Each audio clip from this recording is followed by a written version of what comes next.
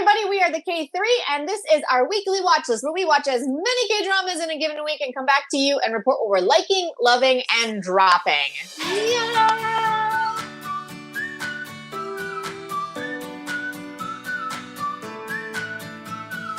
Drama!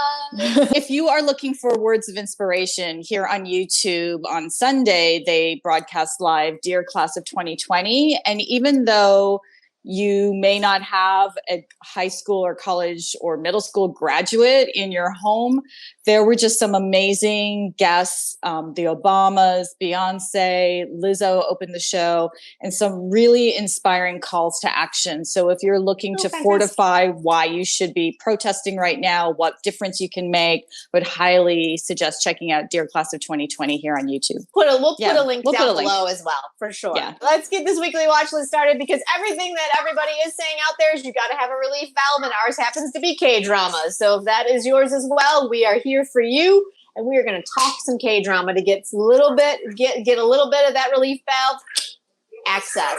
All right. First up, we had Monday, Tuesday, Born Again. Oh, still doing it for you? No. No. I mean, they're still pretty, and I'm still loving Jung Ki-young in this role, but it just, again, like, what the is happening? Like, it's just plot point and plot, and like we now have like 4 serial killer, not 4, but we got like 3 or 2, and we got serial killer lovers, and we've got baby drama, baby daddy drama, and who's the dad of who, and it's a mess. And maybe if we would just stick in that world, it would be kind of fun, because so our ex-fiance is wackadoodle, and she loves killing, and she's my favorite character. And because she's embraced it, not because I'm embracing serial killing, but she's the most fun happening because I can at least track with what's going on. We find out that she is actually the child of our main serial killer from the past. That's also was Jung Ki-young's, father in the 80s. And so she actually would have been Gong Chi-chol's sister, right? If you can track with that. There's so many characters you have to track. It's utterly ridiculous. So we find out that she finds out that she's a serial killer's kid. And so then they're blah, blah, blah, blah, blah, serial killing. And she's going to jail. And then weirdly, suddenly she's she got arrested for attempting to kill somebody, and her mother is defending her, and her ex-fiance is her prosecutor, as if. So it's just this absurd situation. And we have Jung Ki-young's character now is having nosebleeds because of the bullet in his brain. And so I'm guessing he'll be dead by the end of next week, which is the end of our story.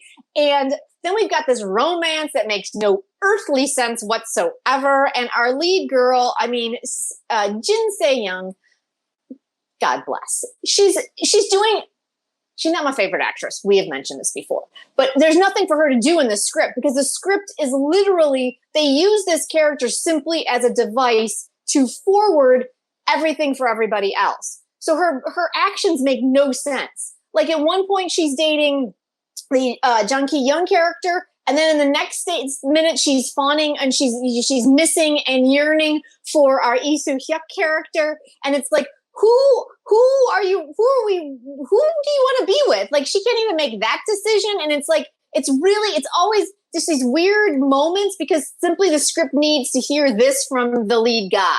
It's a nightmare. It's terrible. I feel bad for her. I mean, it was some heavy lifting for her from an emotional standpoint anyway, but the script is not serving her character well at all, because the character makes no earthly sense at this point. And now I'm just waiting for it to end. All right, next up, good casting. What happened, Marisa? What happened? Our wacky comedy turned into like a cry fest for 2 episodes. How often do we see this where, like, somewhere in the middle, episodes 9, 10, 11, 12, it just like starts tanking it's setting you up for then the final 4 hopefully will come back to be really good in the show that we had been watching.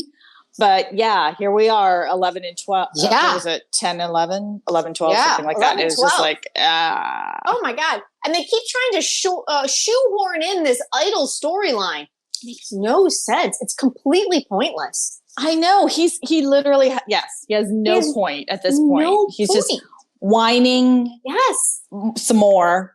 Yeah. It just no growth. It's not like he's growing at all. No. Like there's zero growth happening. We're at episode 12. He's just a whining, spoiled brat. I'm just like, oh my God. And then our favorite, Mi-soon's daughter is now being bullied and like we're falling to the ground. I'm like, you are a badass undercover spy. You go teach your daughter to kick some ass. I know. So why did we make her a terrible mother who has no idea what's going on in her home with a useless husband and a daughter who's been bullied and she didn't notice? And it's just like, yeah. And then Baek Chan-mi and you know, our Lee Sang-yeob, what's his name, Yoon Suk-ho. It's like, okay, so now revelation, you know, they finally admitted to each other, and it's just, it's not flowing right. No, it's weird. Yeah. I was super, super bummed out. This whole week I was like, wow. I literally write final note was so much crying this week. Good Lord. Oh, like yeah. The show just went from being, like this wacky spy comedy. That was fun. That was fun. To like this overwrought melodrama. Like I was like, this isn't what I signed up for 11 episodes ago. I know. And all of the useless interrogations of their boss, like that would happen. Where's, you know, and so, you know, you buy a certain amount of things that would never happen. Right. Absolutely. You know, yeah. But especially when it has to do with like power structures in like made up like NIS. It's like this makes no sense at all. And I'm not buying it because everything else this week was not fun. Yeah. And is it just me? And again, I've enjoyed the show up until now, but is it just me? Is Baek Chan-mi like the worst spy ever? Like yes, the worst undercover NIS operative ever. Worst, ever. Yeah. Someone calls her on something. She's like the worst actress. Can't hide anything. She's singing his red backpack song as she's walking through her own neighborhood. And I was like I enjoy the song and it's adorable. And very few are gonna know that. But you're kind of tipping. Like I get the reasons why we did it, but you're just it's kind of like. Anyway. We need to get back to that Charlie's Angels heightened, you know, surreal, kick-ass spy stuff. Right. Not this that like was fun. This is not the show we're looking for emotional connection and regret. No. I want ass kicking and super smart women, and that's what I want. And that's what you gave us for 11 episodes. Show, get back on it. I know. That's what I'm saying. Anyway. But one that was still good. We're only in episode 3 and 4, but still really dug it. Dinner May. Oh my God. Even with Jun arriving and being quite possibly one of the worst characters ever, he still showed up. EG. Yeah. But his hair. Yes. I mean, I love him. Don't get me wrong. But his character, I'm just like, you're insufferable. You're the worst. You're the ex-boyfriend that we just want to like stay in the States, right? Stay in another country, right? Like, do not show up at my doorstep ever. And it's like, and I get that that's not accepting your apology. No. And then the ex-girlfriend. Oh, she was possibly worse, which I didn't think was possible. And can we just talk for a hot second? Listen, y'all know, huge Nuna romance fan. So I do not have a problem with age gaps. But she's 25 at most, and we're supposed to believe that her and Sung Sing-hun dated for 8 years? He's 44 years old. Even if you look at him and like recognize that he's probably looks younger than his age, let's just go with 35. Really? That's not. What did he start dating her when she was in middle school? Like you are right. The actress was born in 94, so she's 26 years old. Like, so they started dating when she was 16? No. 18? I have limits. I have limits to my age gap, but leave a suspension of disbelief. So probably that was probably the biggest, again, I think Sung-hyun looks amazing, right? Do I think he's 44? No, he is aging really well. Lovely. But there's a bit of a disconnect between her being his first love and how old he actually even is reading in the show for me personally. Like from a behind the scenes, like I'm making assumptions here, but this is problematic because you've got Sojie, who's in her 30s, and then you have Jennifer Ye-ji-won, who's in her 40s, I believe. Of course. And so you have these amazing women, and then there's no reason for a young 26-year-old to be playing older. Cast a woman who's age appropriate. Just put her in her 30s. It makes complete sense. But she plays so young, right?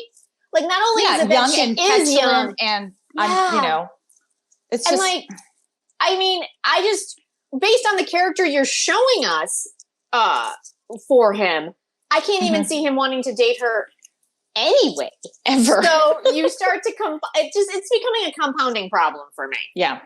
But that aside, our main two leads are amazing, and I love them.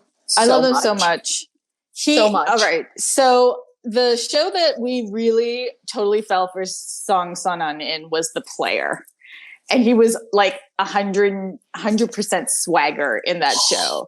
So in this show, where you see like this kind of doubt in his eyes and this kind of excitement when he sees her, it is so... The charm offensive is amazing. I wrote that down like half a dozen times. Like, he's so charming. Oh my God. Yeah, right? And like his little heartbroken face when his little girlfriend was like, "You're boring." I'm like, sweetie. Okay, sure. You go with that. Yeah, he's amazing. And then we got another player reunion with Kim Won-hae. Right? I was like, we just need Crystal, and it's the full team, and that's everyone in it. So yeah, oh my God, I just character heartbreaking. Oh, so heartbreaking. It was so heartbreaking, but I love how I think because like my first really big Song Sang-han drama was The Player, and there was so much swagger, and there was so much that guy kind of stuff happening on the revenge track, that this character is just so much softer and kinder and gentler that I'm just like, I love it. Yeah. But and I just, the other quibble I have is like, so they've now had dinner together or met each other like 4 times. Are we on 4 times? And they still have no idea what their names are. Like, please tell me that this upcoming week we're going to at least exchange names and realize that we've been, yelling at each other via email for a week now. There's too many coincidences for them not to know by now. Yeah, you can't drag that particular plot line out too much long. I mean, it's been dragged out a little too long at this point. Right. So yeah. I feel like this upcoming week they have to that one's got to go away. That's got to go away. Yeah, you got to evolve into some other conflict there. Right. But one of the moments that I totally loved this week was when they were having dinner and he was describing all the clues and they started playing the Sherlock music from the BBC series. Oh my God, it's amazing. It was so much fun. That's so fun. Love that. Yeah. I did. It was real. It was, their sound cues are really kind of cool. They've done really well. Like, sometimes you're just like, all right, Joe, but this one they've been very fun, very poppin'. Yeah, is the OST out for this show? Because I'm enjoying a lot of these songs. They sound very like Gray or Urban Zacapa. I got to get a hold of. I'm gonna have to look this up. Have to look it up for sure. Yeah, OST. My go-to place is Spotify, and that takes usually a while because that's just who I am. But yeah, no, I'm really enjoying it. It's very sweet, and I love how sassy our Seo-ji-hae character Woo Do-hee is. I just love it. I love that she did the whole like make me glamorous, and I'm gonna go into the thing, and she did it, and it still didn't work. I was like, oh, good, because that's hilarious. But how many people know each other and know them in this show? There's actually a lot of crossover, and I'm kind of unclear. Yeah. So Yeah. I'm going to have to check Drama Milk to see if she did a, what do you call it? Like a family treat. Yeah. Yeah. Right. Well, it seems like his like best friend, for lack of a better description, is her makeup artist and is also his ex's makeup artist. And the ex is now meeting up with the other ex because they're going to now work on the show together at her production company. Oh, yeah. That was very Was clear. it good? Did I do well? Yes. I do pay attention. Yeah. But yeah, so I mean, I do feel like it's all gonna like obviously implode there at the production company. Yeah. But I'm loving it. I love it. It's so much fun. It's a highlight. Definitely our happy place. So. Yeah. And hey, look at what we're wearing. K-Drama is my happy place. We also have some awesome shirts and merch, and it supports our channel. And we're also making a donation to support the fight against COVID-19. So you can check for the link down below, and you can get some K-Drama BFF merchandise from the K3. Heck yeah. So cool. Wednesday, Thursday. What also is cool is Oh My Baby. I know nobody's watching it, but I am, and I love it. Oh, good. You're still loving it? I am. I mean, it's kind of, it's a little silly, but I'm really enjoying just the characters. The characters are very sweet and they're goofy, and Go Jun being goofy is weird. Like, it's after coming off Kevin Lee to this guy, like, it's like, oh, that's a little awkward, but it's adorable. And I'm really, you kind of buy into it. And I'm really enjoying it. I don't really have a lot of notes because it just was a really just fun episode, 2 episodes. Like, our couple finally got together, so we're hitting our halfway point. They did. Yeah. They got together. Where does that leave Park Byung-eun? Oh, he's just kind of the best friend. He's proposed to her and said they should get married like half a dozen times, and she's like, no. And she keeps calling him Uni. He's like, why? I'm not the sister. Why am I the sister? What is happening right now?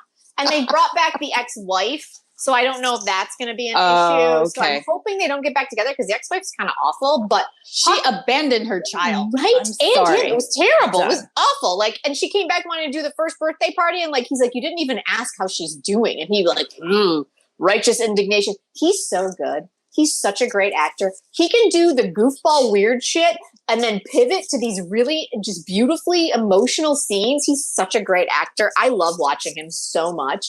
So the 3 guys are amazing. Like, they're this trifecta of hilarity, right? So at one point, our young little boy who was from Extraordinary You, Jung Gun-ju, the actor.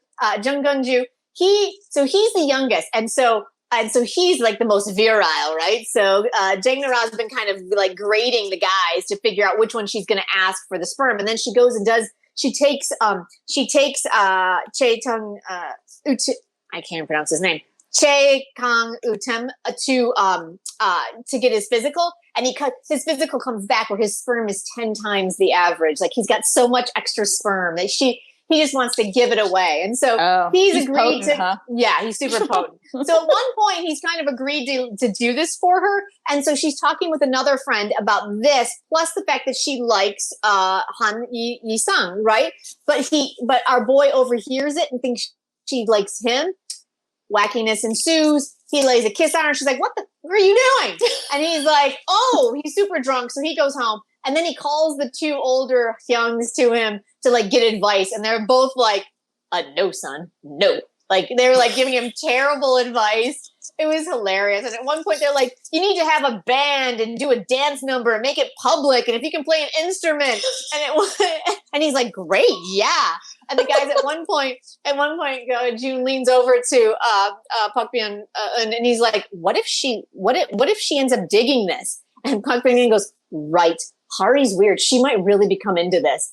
Forget everything we've said. It was like this hilarious little dinner thing. It was great. So I am really enjoying the comedy. I'm enjoying the more serious things. And so our couple got together at the end of episode 8, which is our pivot point. But my only concern is, I believe we haven't officially heard it, but we've now had a couple of doctor's appointments for Han Yi-sung, and I think he's infertile.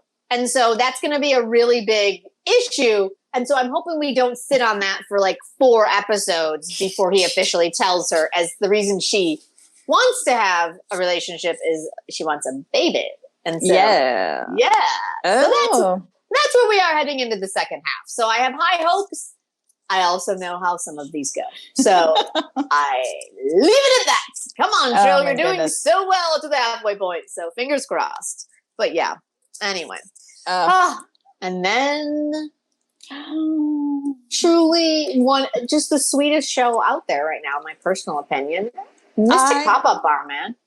I am loving every single thing about this show. Right? There's supernatural elements. There's the afterlife. There's helping people. There's dance lessons. It's just, it's just everything. It's just everything. It's just got a little bit of everything. I thought it was really interesting this week, and I don't know why it just popped into my head. But so our lead boy, Yuksung Jae, and his security guard sort of girlfriend, they both have this ability that when they touch somebody, something happens. And I can't wait till we finally dig into what her supernatural power really is, other than just giving boys the creeps, which I know. I was sad for her. I was totally sad for her, but I love that she turned that into like kick-ass. I'm going to be, a security guard. So there's so much more to her story there, and can't wait to go there. Right. And then these 2 weeks, first and foremost, what was it? Episode 5. Oh my God. I'm not a crier, you guys, but that one broke me. Oh my God. It was heartbreaking. Oh my God. The husband in the dream with the wife and the dumplings. Oh my God. It's just like, I just can't take it. I was falling apart. I know. That was a beautiful story. And I really love that the ghosts in this show are they have these such emotional stories, and it was right. It was and I think I mentioned this a few weeks ago, but I really love that it's not our 3. I love our main 3, and how many. The theory out there is that they're actually a family, like that Yuksung Jae is their kid, and there were so many moments where I was like, oh my God, this is such a family. Like that's so mom and dad listening to their kids go on this first date, and like it was adorable. It really was. Her cooking for him saying that it was too precious to eat. Yeah. The way she Wolju and manager Gui were just bickering. What was that workout in the park? That was like the workout ever. Yeah. In jeans, and I wasn't even sure what was happening. And I know. They're adorable together. I just love them so much. Yeah. There's a smattering of Joseon era in this show. I wish it was just a little bit more, because I do love a historical, but I was going to say, I find that the two that are playing the Prince and Wolju as younger, I'm riveted by that story as well. I know. Like, it really is satisfying. And we got an assassin / evil best friend that now is shown up, but I'm a little confused, only because clearly Wolju and Chief Gui have shown up looking like 2 totally different people than our historicals. Right. But the guy who showed up looks exactly the same. So I'm like, okay. All right.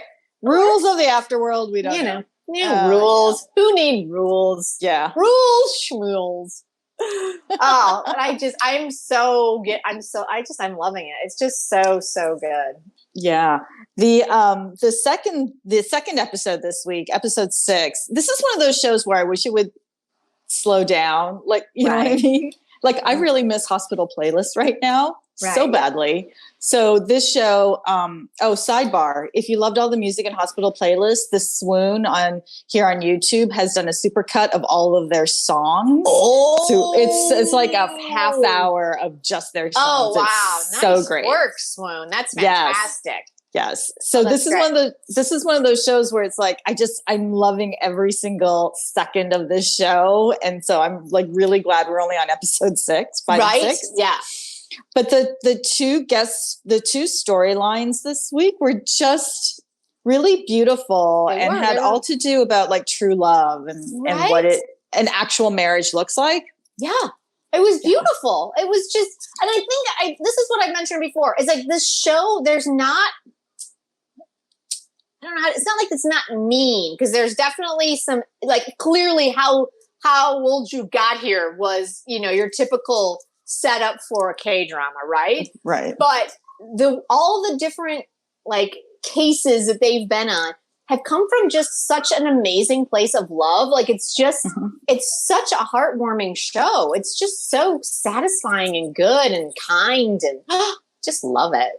I think so much. That's what it is. It's like our trio can be the wacky ones, you know, that right? Because we see them every week. Their characters are much more fleshed out in that way. They're wacky, but then they're serving up, you know, they're helping people. Right. But then they have their own pain. And that's like every storyline also reveals a little bit more of their story and their pain and what they're working towards. And can you tell we love this show? Love it so much. It's just so, I love it so much. It's so good. Oh God. Okay. Oh, and I can't wait. The Hanok that the fertility goddess lived in.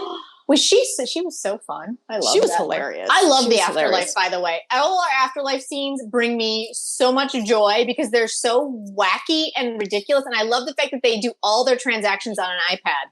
It's hilarious. They're always like, oh, yeah. I know. Please. It's amazing. They're pretty tech savvy in the afterlife. So tech savvy. Yeah. Anyway, I apologize. No, I was just saying, when we get to Korea, we need to find that Hanok because it's beautiful. Gorgeous. It was just, I'm loving those elements of it too. Oh yeah, no, I love it. I love this show so much. I can't wait. It's my favorite thing to watch. I literally hang on to it until the very last thing to watch because I'm just like, this is going to make it all worth it. All the crap I've watched this week. This will make it all worth it, and it always does. I know. Do you employ a strategy and you're watching our friends out there? Yeah, because I definitely do. Yeah. I think, what is your strategy when you have a hefty watch list? Yeah. Because that's mine. Because mine is I watch The King before I watch I know, right? Pop-Up Bar. Yes. Speaking of Friday, Saturday, Sunday. Oh, The King.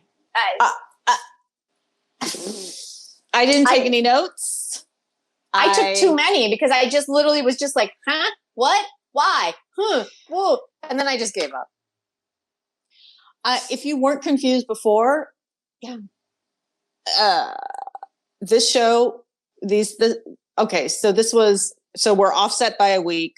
So this was 14-15. 14-15. I did not understand. Everyone was crossing back and forth between the portals, but you didn't show it. So I didn't know which world they were in. And I didn't know who I was looking at and like who's a double and who's not. And then he beheads himself. And I'm like, what? So which one am I looking at? And then, correct me if I'm wrong, the one rule we did actually set up a few episodes back was that every time they crossed the portal, the amount of time standing still was elongating. He crossed that portal for 4 months straight. At this point, both worlds should be just eviscerated and frozen in time. Am I wrong? Did I miss a key point here? Like it's like you gave us so few rules to begin with, and then you changed them all in episode 14 and 15. Like, what is happening, show? The fact that I need a PhD in made-up physics is ridiculous. Like, it just doesn't make any sense. And then how did Jung Taeul, how did she know? Because then when he appeared in the horse in that plaza in front of the palace, she hugged him. So she knew. But how did she know? Because she's not the time traveler. He is. I don't get it. And then, this is my other question. So now he's created 2 timelines? Because when he went back, it wasn't like, now here's my thing. And I'm going to get a little wonky about storytelling right now, and I apologize. But here's the thing that's really pissing me off about this show, and I'm sorry, the King, Eternal Monarch lovers. This is what pisses me off. Had you maybe started the show, if you were going to do this weird fucking timey-wimey thing anyway, where we're ending the show, and then he went back, and then we realized that all this stuff had already happened, then we would have a show. If he had already done all of this and she recognized him when she saw him and she didn't, you know what I'm saying? Like if you'd given us something to latch onto that made sense that by the time we got to this point, oh, that's what he did. It would have been satisfying or at least you know what I'm saying? Like there's no fucking payoff. Yeah, because it was insufficient what they actually did, which was to have EM at the beginning with Jung Tae-il, but that just caused more confusion because that was from the wrong point of. There was no point of view. There was no point of view, right? And then, but he was bloody too many times, so we didn't know. It didn't set it up the way you thought it set it up. I don't know. Like I just, oh my god, I just. I mean, I will say this. The actors are doing an amazing job with what they're given. Because I'm still kind of like, oh, I mean, I'm still invested to some degree in what the end of the story is going to be. But I think we've called this since week 1. I'm like, we already know that the way this is going to go into the final episode is he's going to have to close the portal and they're going to be trapped on 2 different sides of these fucking universes. And that's exactly where we're headed. Yeah. So we've known we were getting here since episode 1. And if you've been watching K-dramas for even a week, you knew that's where this was headed. So this is not a huge reveal. No, no. So it just makes me nuts. And I'm sorry that I'm ranting, but I just thought that maybe by episode 15, some things would have maybe been explained.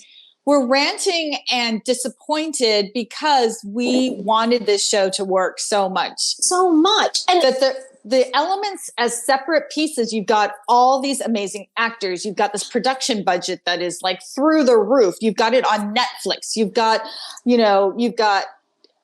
this sci-fi mystical element that we love. You've got this amazing, what could be an amazing love story, but it's like, it's not, it's knitted together in such a confusing way that we're just lost. It's almost like, like when you button your shirt really fast and you miss a button and it's like this, it's still buttoned, but you look like you did it in the dark. It's like, there's still a story there. Bingo. But things are not lined up correctly. That's right. They're great. Your buttons are amazing. Like, I think your buttons are sharp. Your shirt, smart looking shirt. Digging all of it. But everything's just kind of a little bit where I'm just like, and I'm sorry, but Eamon Hall was born to play a role like this. And I'm so mad for him because it's just wasted. And I will say this though, his scenes with Lady No are the most beautiful ones in this entire show. Every time they're together, I'm like, I love you so much. Like they're everything for me in this show. And I don't think that was worth I don't think that was supposed to be the point. No, because you can also see you mentioned this last week that his chemistry with Kim Go-eun is amazing. It's really good. It's really good. Those hospital scenes were they were so great. But then you've written a script where this woman who started off as this kick-ass detective is just broken and crying and heartsick about what's coming. And it's just, oh my God. And can we talk about how she got stabbed to begin with? Again, she is a trained police officer and a black belt in Taekwondo. And she got blind shanked by her double and wasn't prepared going in for a fight. Come on. What story? I get where you wanted to go with this. And I get that we need to put her in a hospital for some reason so he could be a caretaker or whatever weird feminine fantasy was happening there. Some weird lady. Right, blow drying her hair. Yeah, I mean, whatever trope needed to be executed at that point. Like, I mean, come on. Park Byung-eun was blow drying what was her name's hair in because this is my first life, and that was hot. Isom, yeah. I'll take hair. You can blow dry my hair any day, and it can be a hot scene. It doesn't have to be like, oh, poor girl, I'll take you. It was ridiculous. It was I was so mad. Sorry, guys.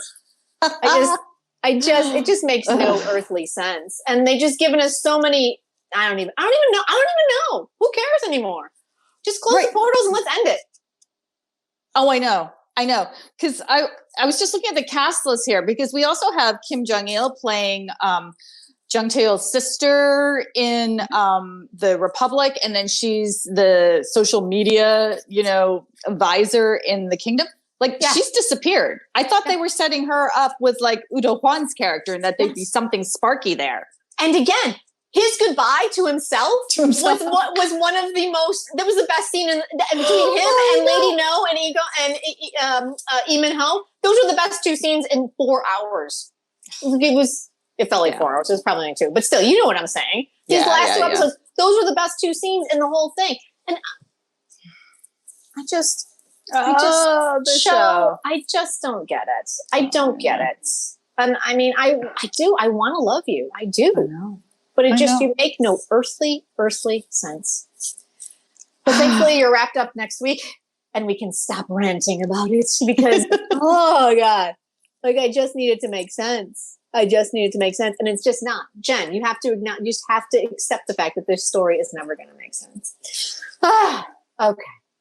And with that being said, what were our top 3 moments of the week? Ta-da! Yeah! Number 1.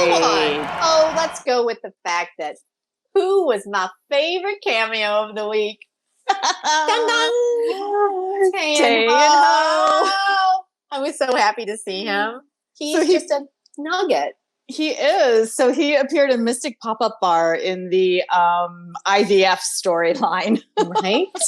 And he was beautiful. He was kind and loving and supportive and loved him. Not an asshole. No, I mean, not even a little bit. We always love seeing Tae-in-ho, but when he's not an asshole, we love him even more. Oh my God, he was amazing. Oh my God, I loved him so much. Yes, it was a highlight. Like he literally got a shout out, just his name only in my notes this week. Tae-in-ho. Me too. Exclamation point. Exclamation point. I was so excited. Number 2 would be also from Mystic Pop-Up Bar. Come on, you guys. Gout lovers? How do you not give a shout out to gout lovers? It was amazing as a parody of a movie that they can't even touch each other. Even My Breath Hurts You. Unbelievably hilarious. I love that moment so much. And then they sealed the deal when they cut to our security guard and I've forgotten our name now. Yuk Sung Jae just bawling their eyes out. Everyone else is uproariously laughing and they're sobbing. Have a box of Kleenex. Oh my God, it was so. I love that show so much. It's so perfect. That gout lovers had a cameo from Yoon Pak. Yes. Loved him in Legal High. Yes. Oh, every time my gout. Oh, it was so amazing. It was so funny. It was so stupid. It was so stupid. Great. It was amazing. It's like, hey guys, there's medication out there for gout these days. Just I know it's an inflammation disease. You can probably change your diet. Change your diet. There's a couple of ways you can work around it, but that's cool. It was like, it was so amazing. Yes, it was so good. And our third favorite moment of this week, it's our girl Dohee over in Dinner Mate. So GA. Oh my goodness. When she stepped up to say goodbye to her team, she started off fist in the air, comrades. I loved it so much. She just went for it. She stood up on that desk and she just led the charge. It was so great. I loved everything about it. Not only was it hilarious, but I love that she was like, we will not give up. We will not succumb. And then Jennifer's behind her like, oh, Jesus Christ. And like trying to pull her down. And then she's like just fighting the power the whole way. She's being dragged off of her perch and screaming. And her whole team is like, yes, we will come back. I know. It was like the great battle. It really was. I love strong women and she was great. Yes. So yeah. So those are our top 3 moments of this week. How about you guys? Let us know down in the comments below. Woo! God, let's have another great week of K-dramas, huh? We're the K3. I'm Jen. I'm Marisa. And thank you for joining us. We have so much good stuff on this channel for you. Yeah, we've got our lives. We're doing some live chats during the week so that we can kind of get some of these things out before we hit the weekly watch list. And you can check them out. Oh, I did it right this time. We can check them out right here. And we will see you next time. Bye.